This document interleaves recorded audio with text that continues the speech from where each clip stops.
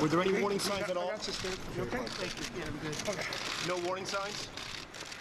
No warning signs? And this is Alek Minassian, the father of the accused, Alek Minassian, as he left Finch courts today saying, "I'm sorry, I can't," to the hordes of media gathered there. Inside court, he wept throughout the proceedings, clearly distraught that his 25-year-old son is facing such horrendous charges. Now, Pam Seidel was in the Richmond Hill neighborhood where Alek Minassian has lived for a number of years with his brother and parents. Residents there describe the Minassian family as good people, even expressing sincere sympathy for them.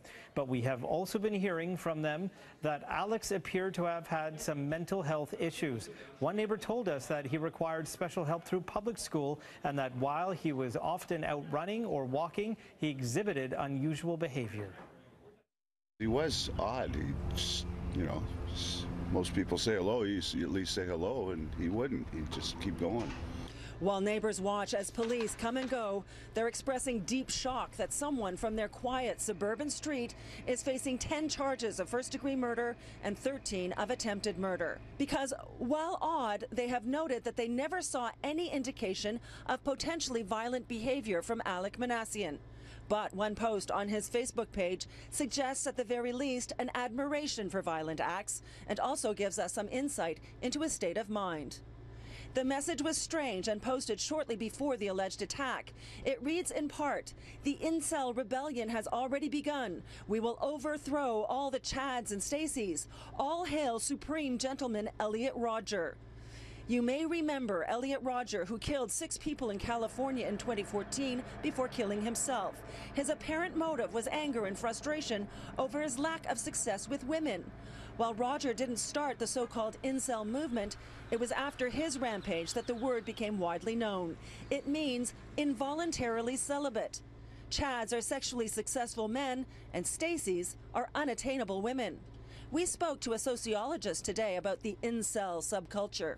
It is mostly young white men between the ages of 19 and 30, according to some research that came out of Grinnell College. And so you see that this is a population that is anticipating a particular kind of social standing that real life isn't offering them, and they're looking for things to blame. These are also young men who have felt themselves victims of bullying and who haven't reached the kind of success or popularity that they had hoped for.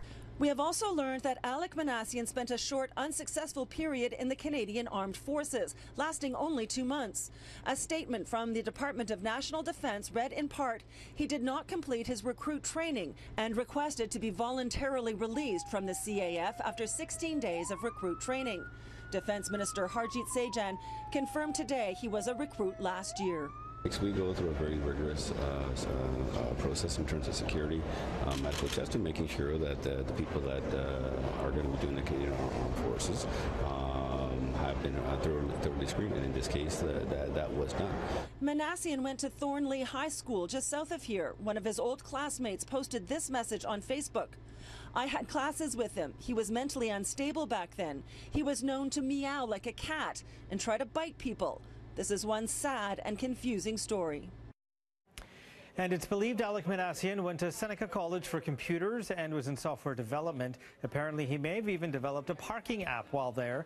The college did release a statement to students and employees today. While it did not confirm Minassian went there, the message said that one student was killed in the rampage yesterday and called the reports associating the driver with Seneca extremely troubling.